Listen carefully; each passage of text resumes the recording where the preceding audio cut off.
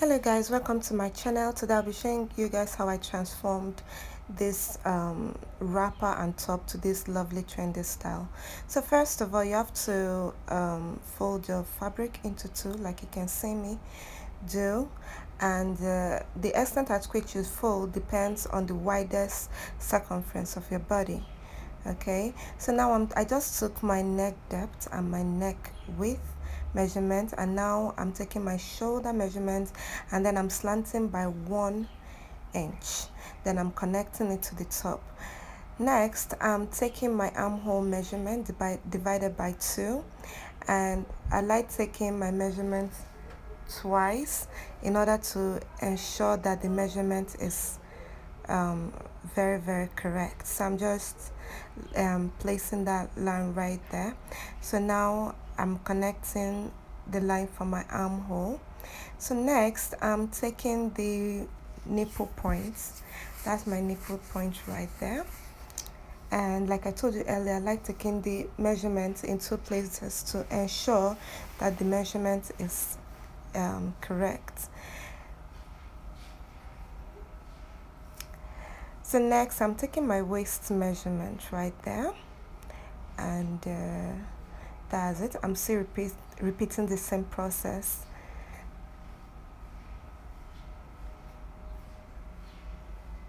So I'm going to be using the length of this fabric as my complete length. I won't be going, because I'm just working with about 2 yards material here. So that's my hip measurement, which is about 10 inches from the waist. So I actually wanted this to be a kind of canoe neck, but I later changed my mind and made it square like, because I felt okay, I've never really done a square neck design. So I was like, okay, let me do this and see what it really looks like. So next I'm taking the midpoints of the armhole measurement, and I'm also taking I took about 1 inch from the midpoint, and then I'm just going to be connecting this entire markings with a curve like you see me do. Okay, now I'm just taking my circumference measurement. That's I'm taking, at this point I'm taking my waist measurement, circumference divided by 4 plus 3 inches allowance, because I'll be adding some dots.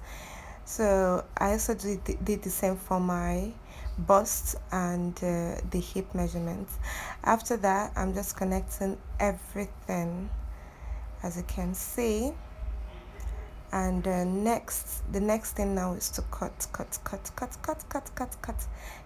everything out. So after that, I place the front pattern on top of the back pattern with an I think about an inch allowance, zipper allowance at the back, and I'm just taking my neckline measurement for the back. The only difference is that my neck depth here is about 1.5. That's the only difference between this and the back and the front panel. So now to draft out my armhole, I'm replacing the 1.5 inch I took from the shoulder midpoint. I'm just going to replace it, and I'll just connect the curve right there like you're seeing me do. This is for the back pattern. Okay, so after that I will cut out everything. So now I took about 4 inches down my armhole, and now I'm taking my nipple to nipple measurement, but I added about 0.5 inch for sewing allowance. Okay, so after that I'm joining this whole point together like you see me do. I remember it's the same nipple to nipple measurement that I took for the waist, the hip, and every other place. Okay, so after that I'm just gonna cut it.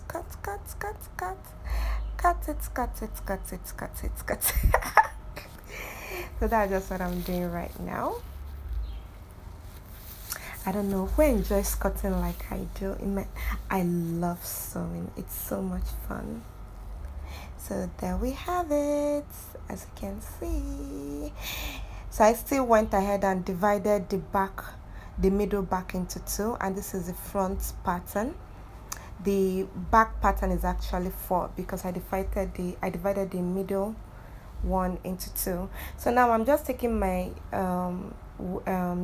the armhole radius to get a full circle for the sleeves. Okay, so I just the way I folded this material, I think it's quite clear right there. So I'm just taking my length and I'm taking it from the top to ensure that everything is equal. Okay, so after that I'll just cut it out. Cut, cut, cut, cut, cut, cut, cut, cut, cut, cut, cut, cut, cut. So don't forget to add your seam allowance to the length. Okay, so I'm just going to place this on top of the other fold, okay, to get the other arm's sleeve. So I'm just going to place it right there and then determine my radius to ensure that I placed it correctly again. So I think my radius here is about 4, yeah, for the arm. So it's about 4, and to get this, okay, it's about 4. So I'm just going to cut it off, and that is it. So I think this actually brings us to the end of today's tutorial. I'll be showing you guys a video on how to draft a basic sleeve, because that was what I did for this look. I actually joined the 2 sleeves together to get 1 sleeve. Okay, then I attached it to the bodice. So thank you guys for watching my video. See you next time. Bye.